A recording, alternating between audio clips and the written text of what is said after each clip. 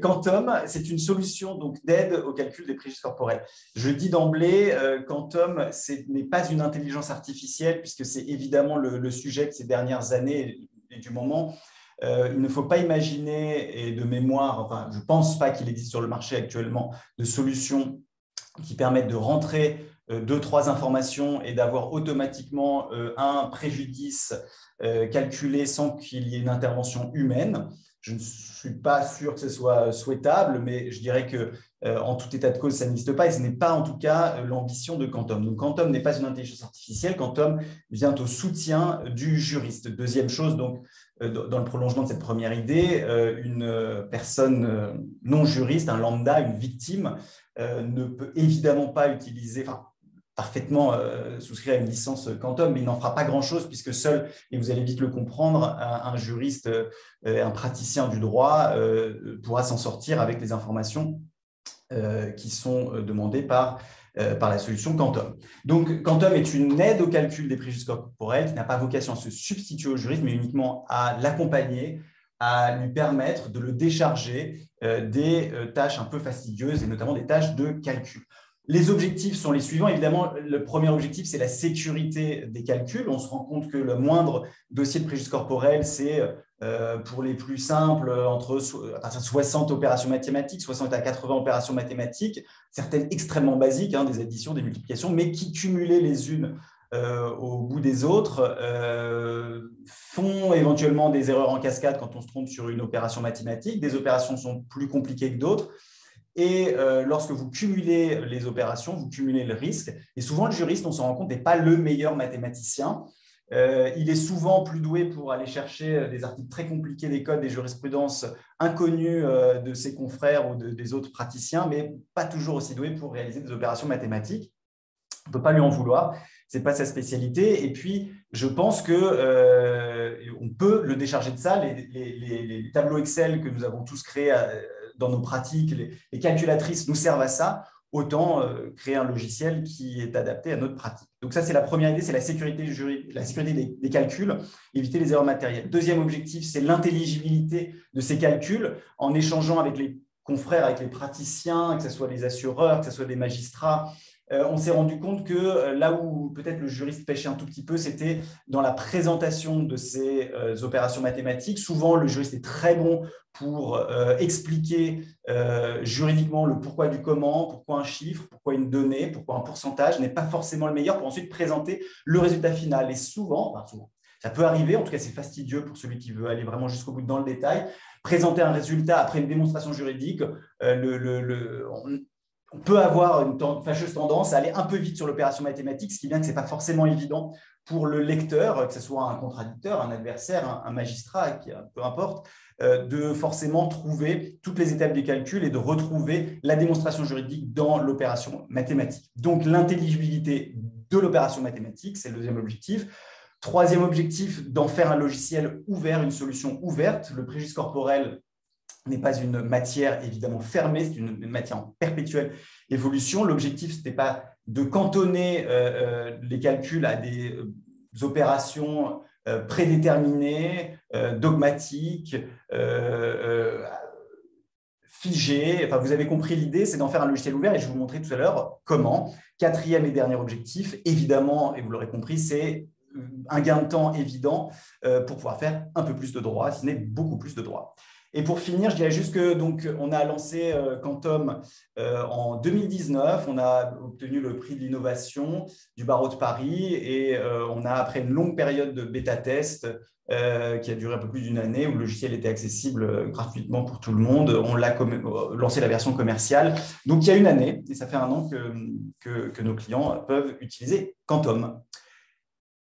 Après cette petite introduction, je vais partager mon écran. Je vous montre le logiciel et comment je peux répondre aux cas pratiques.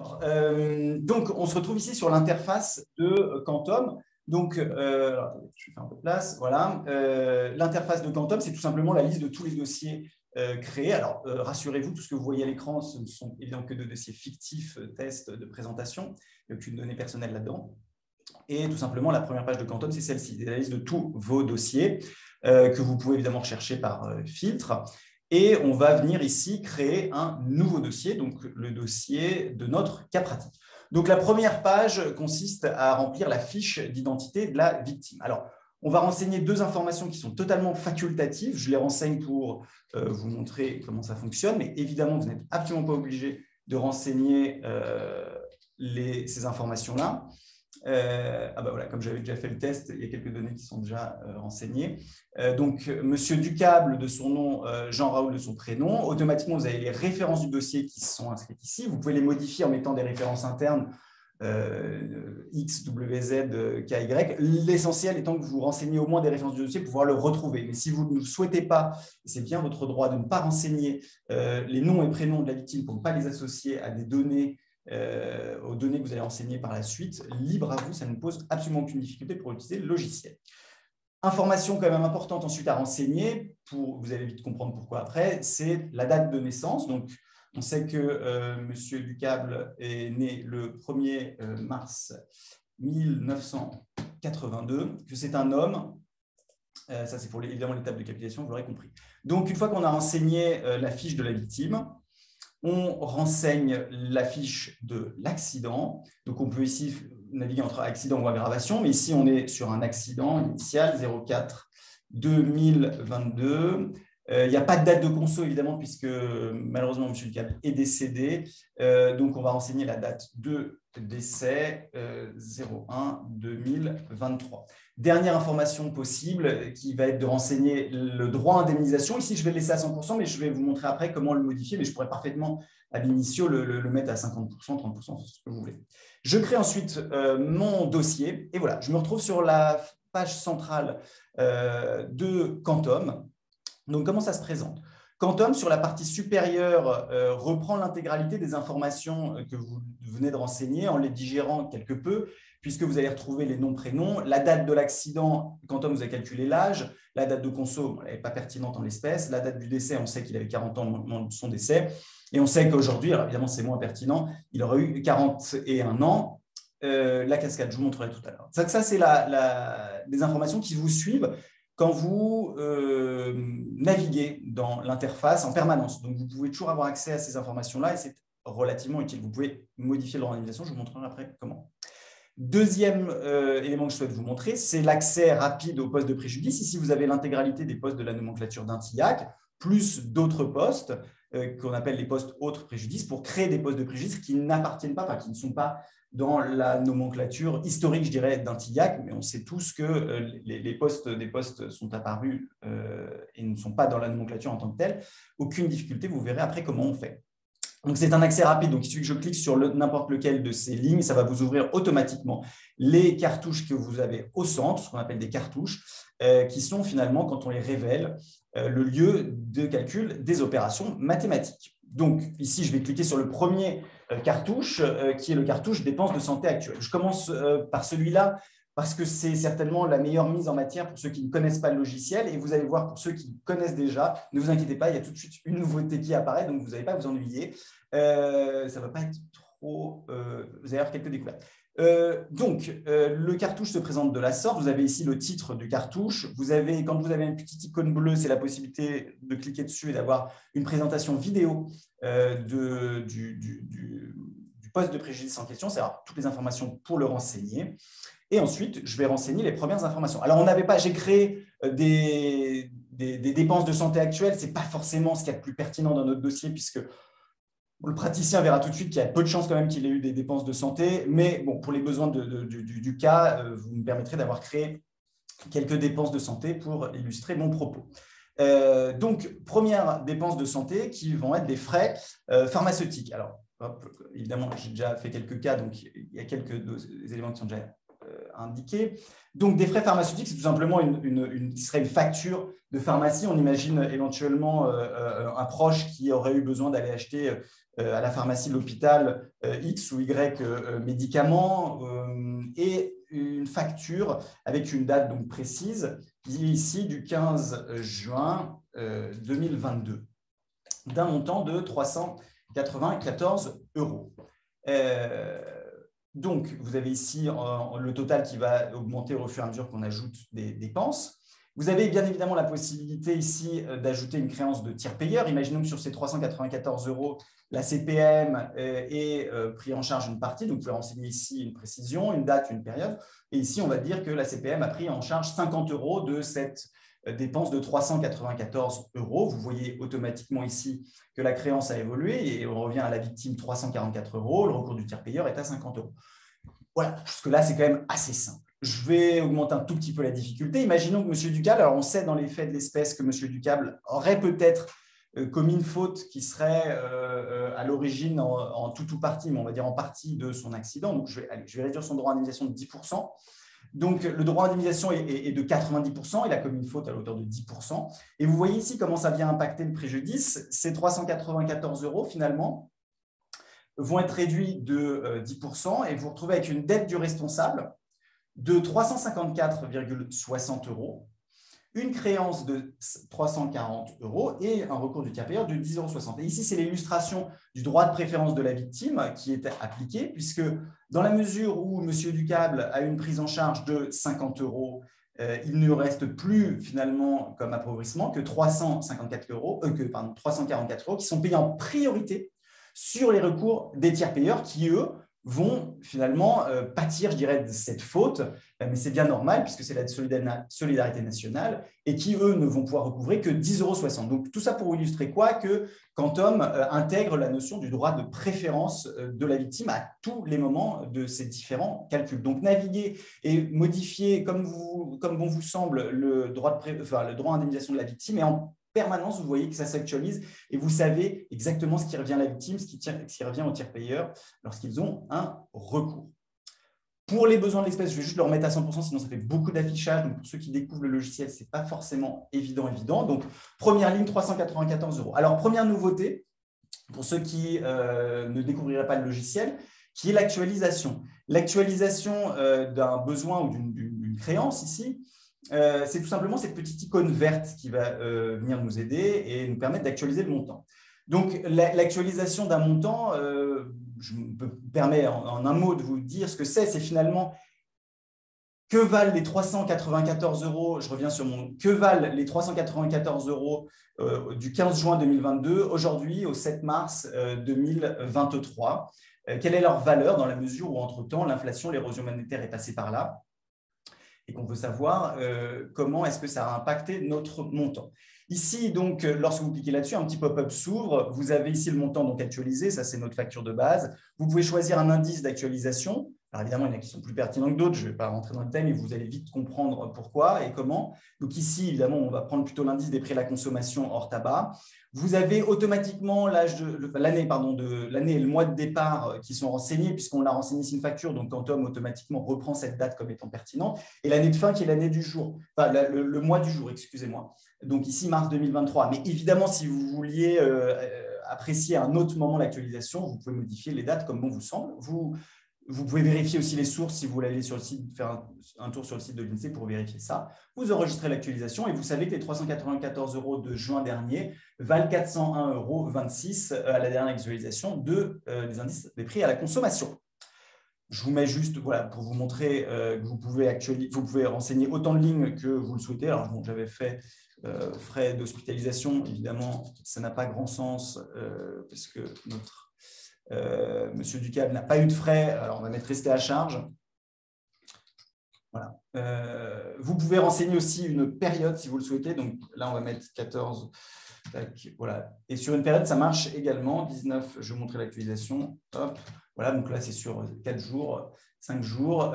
Vous mettez, alors je mets n'importe quoi, 1500 €. Vous l'actualisez et c'est la date de fin de la période qui est prise en compte. Vous l'actualisez. Voilà. Je vous montre tout de suite parce que je ne voudrais pas perdre trop de temps ce que ça donne en fusion tout de suite, puisque l'idée est d'avoir évidemment une fusion Word et Excel de tout ça. La fusion Word ressemble à ça. Donc, vous voyez, nos frais pharmaceutiques, la dépense s'élève à 394 €, exposez-le, actualisez à, et vous avez ici le détail ensuite au mois de mars 2023 afin de tenir compte de l'érosion monétaire, et vous avez le détail ici du calcul, de la même façon pour les frais d'hospitalisation, le total des DSA. Donc, vous pouvez reprendre ces informations dans vos conclusions, vos rédactions, ce que vous voulez, vos courriers. Utilisez ça comme document de base. Je ne vous ai pas présenté ici l'introduction qui reprend les données essentielles du dossier. Voilà, on va avancer un tout petit peu en difficulté. Je vais squeezer certains postes de préjudice parce que je vois que je suis très, très lent. Donc, je ne veux pas déborder. Je vais vous laisser pouvoir poser des questions. Je vais aller tout de suite. Alors, rapidement, je vais aller aux souffrances endurées pour vous montrer comment ça fonctionne. Les souffrances endurées ici, on était l'expert, on va mettre un taux au hasard, on aurait pu les fixer à 5/7 avec des composantes qu'il est intéressant de renseigner. Donc, traumatisme, on va mettre traumatisme initial. Et on va mettre hospitalisation. Voilà. Et un montant. Alors ici, l'aide au calcul proposé par Quantum, c'est évidemment pas de vous imposer un montant, mais de vous afficher toutes les référentiels indicatifs qui existent et qui sont accessibles. Évidemment, on pense au référentiel Mornay et des cours d'appel. Vous pouvez avoir le référentiel de l'ONIAM, évidemment. Ici, 5/7, on va être entre 20 et 35 000, mais vous considérez que c'est trop ou trop peu ou pas assez, peu importe. Ici, on va mettre 40 000 parce qu'on estime que le référentiel Mornay n'est pas suffisamment généreux, mais libre à vous de sortir des canons, je dirais, de ce qui est proposé par les référentiels. L'idée est uniquement de vous apporter une information. Rapidement, je passe sur les déficits fonctionnels temporaires. Ça, c'est du connu pour ceux qui connaissent déjà la solution. Pour ceux qui ne la connaissent pas, voici comment ça fonctionne. Donc, ici, évidemment, le déficit fonctionnel temporaire du jour de l'accident jusqu'à la date malheureusement du décès de M. Ducab, donc 2023. Automatiquement, on a le nombre de jours qui est calculé. Le taux de préjudice, vous pouvez le renseigner librement ou utiliser la classe. Donc ici, il est total, évidemment, il était hospitalisé. Un montant journalier, alors je vais me fâcher avec tout le monde, 25 €, certains vont me dire c'est trop de pas assez, peu importe, c'est juste pour l'exemple, ne m'en voulez pas. Et vous avez le montant total qui s'affiche évidemment en bout de ligne en bas. Vous pouvez ici rajouter des périodes autant que vous le voulez, puisqu'on sait qu'en général, c'est une succession de périodes. Je vous montre tout de suite, je vais passer 2-3 postes, mais je vous montre tout de suite comment créer un poste de préjudice qui n'est pas dans la nomenclature d'un TIAC. Et on pense tout de suite dans notre dossier à un poste qui serait le préjudice de mort imminente. Ici, vous cliquez sur autre poste de préjudice extra-patrimonial, passé, et on crée tout simplement, donc on crée le titre du poste qui nous semble pertinent, donc préjudice de mort imminente. Vous pouvez ici renseigner les composantes. Donc ici, on va penser évidemment, c'est l'angoisse de savoir sa mort arriver de manière inévitable, bon, peu importe. La date, la période, si vous le souhaitez, à vous de le valoriser. Évidemment, on n'anticipe pas des calculs de postes qui n'existent pas, qui ne sont pas suffisamment formalisés. Donc ici, on va mettre 70 000 €, puisqu'on imagine que M. Ducab a su, au moment où il heurtait ce véhicule, qu'il allait décéder de façon certaine. Voilà, et vous allez voir, je vous montrerai après comment ça s'intègre dans la fusion de la même manière que n'importe quel poste de préjudice. Je vous repasse sur les postes patrimoniaux et on va monter un tout petit peu en difficulté et je vais vous montrer, alors ça c'est encore quelque chose qui existait déjà et ensuite je vous montre une nouvelle actualité. Pour la tierce personne, très rapidement comment ça se passe. Vous cliquez ici, une fois que vous avez renseigné les postes de déficit fonctionnel temporaire, qui sont souvent les mêmes que les postes de tierces personnes passées. Les experts judiciaires font coïncider les deux en pratique. Donc, vous cliquez ici et ça reprend en fait. Alors là, il y avait qu'une ligne évidemment de DFT, mais si vous aviez eu 10 lignes, vous auriez eu 10 lignes qui seraient affichées d'un coup. Et vous n'avez plus qu'à renseigner le besoin associé de la victime, déterminé par l'expert ou déterminé par vous, si vous l'estimez être pertinent. Ici, donc, Quantum, vous avez calculé le nombre de jours. Le nombre de jours, oui, sur la période. Calculons ici, alors non plus en jours, j'ai imaginé que pendant une période d'hospitalisation, surtout ce type d'hospitalisation, un besoin par semaine pouvait être accordé au titre de la tierce personne. Je ne rentre pas dans les détails, c'est tout à fait possible en jurisprudence.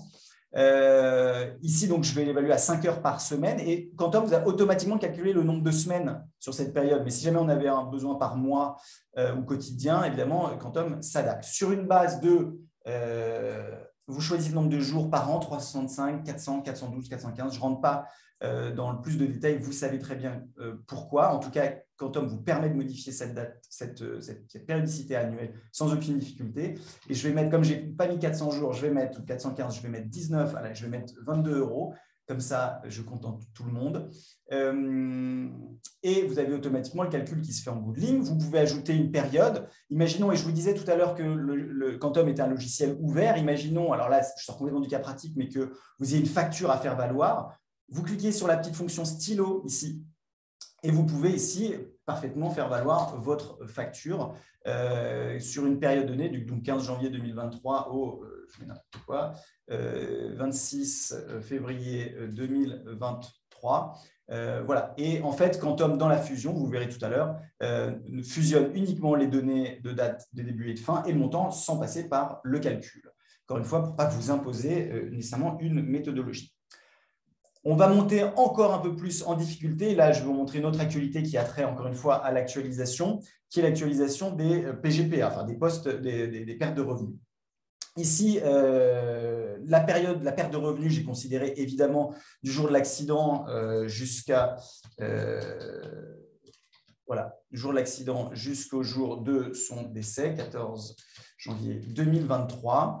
Automatiquement, Quantum, encore une fois, évidemment, vous avez compris, calcule le nombre de mois sur la période. Vous renseignez ici le revenu de référence, à savoir le revenu qui était perçu avant l'accident. Donc, on avait, alors, j'ai pas refait les calculs volontairement, je garde le calcul qui est proposé dans la fiche de paye. Je ne rentre pas dans les détails parce qu'on n'a vraiment pas le temps, mais c'était pour avoir une donnée à vous renseigner. Donc, ici, 2063,52 € par mois, c'était son revenu de référence avant l'accident. Vous pourriez avoir un revenu par jour, par semaine, par an. Aucune difficulté, Quantum s'adapte et vous calcule ici le préjudice sur la période en fonction du nombre de mois. Vous verrez ici que le nombre de mois n'est pas exactement de 9 mois puisqu'il y a une journée en plus, puisque Quantum prend en compte le premier et le dernier jour. Ici, je vous montre juste, imaginons que ça a été un revenu par semaine. Vous voyez, automatiquement, le revenu augmente et vous avez le nombre de semaines qui est calculé automatiquement. On va revenir à un revenu par mois. Montant à déduire, c'est éventuellement si la victime avait un revenu résiduel sur la période. Alors, évidemment, ce n'est pas le cas. Je ne parle pas ici des indemnités journalières, puisque vous pouvez ajouter, comme on l'a vu tout à l'heure pour les DSA, ça marche de la même façon, hein, autant de paiements de tiers que vous le souhaitez. Mais là, donc, les indemnités journalières, ça se renseigne au niveau des paiements de tiers. Ici, on pense plutôt à une personne qui aurait été obligée de travailler à mi-temps suite à son accident. Donc, son revenu de référence aurait été 2063 et ici, un revenu à mi-temps puisqu'il a dû revenir de façon progressive à son activité professionnelle et donc, il faut calculer la perte en tenant compte de ce revenu résiduel. Je vous montre donc l'autre actualité en termes d'actualisation, une actualisation un peu différente de celle des DSA puisqu'ici, on parle de revenus. Alors, je vais vous afficher tout de suite ce nouveau pop-up.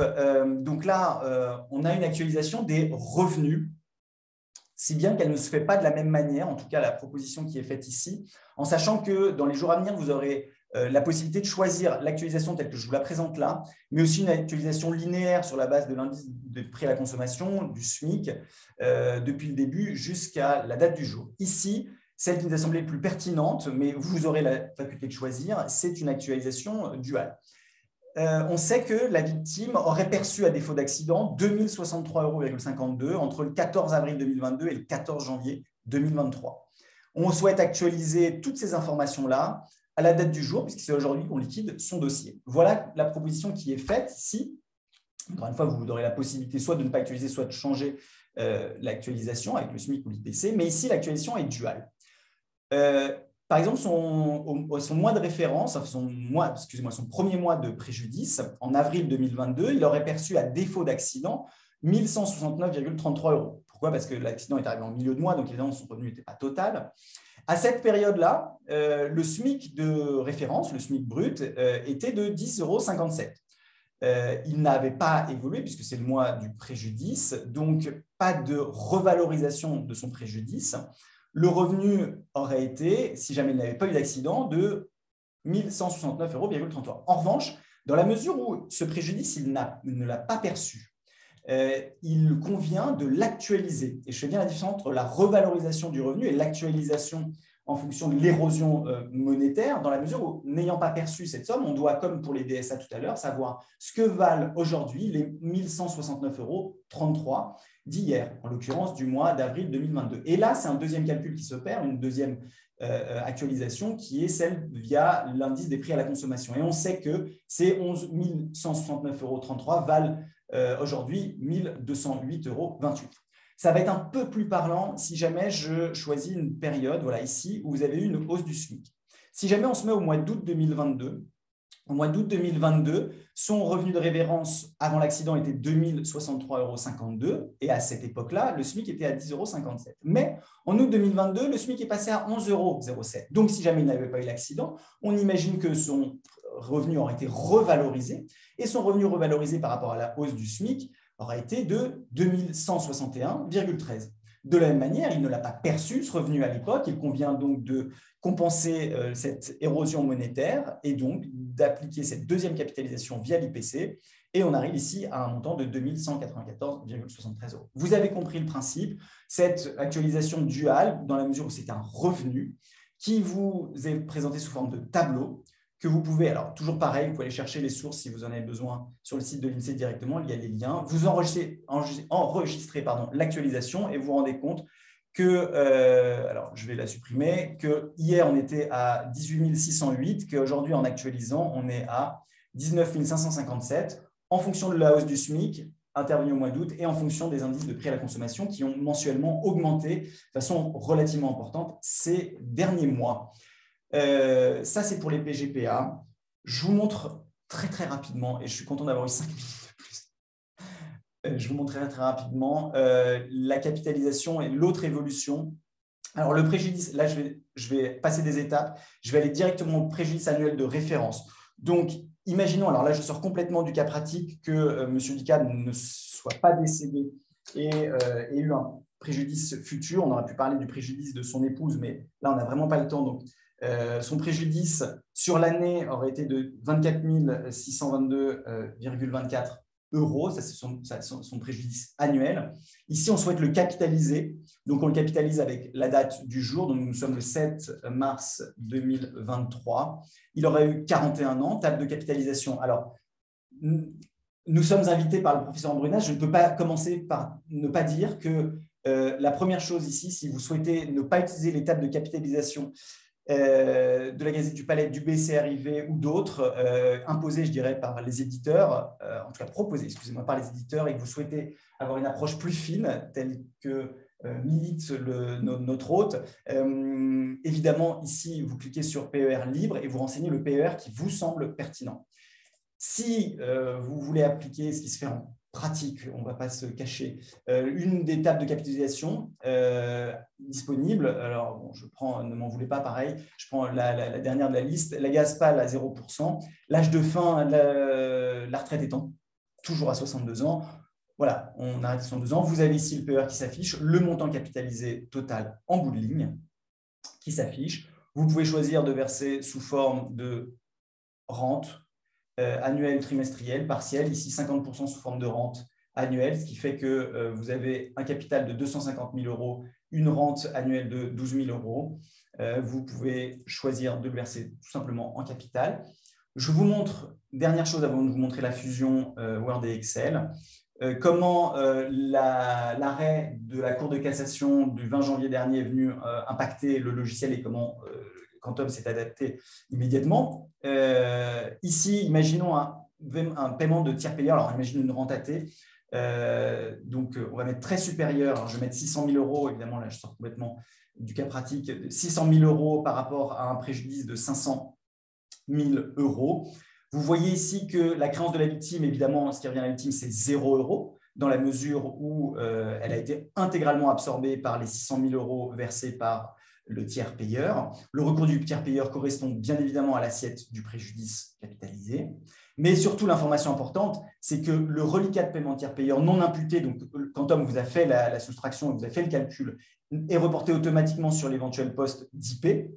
Donc ici, j'ai ouvert l'incidence professionnelle, je vous ai créé un poste à 10 000 €. Vous voyez qu'il y a une cascade qui se fait sur l'incidence professionnelle. On vous rappelle qu'il y a 98 000 € ici qui peuvent s'imputer.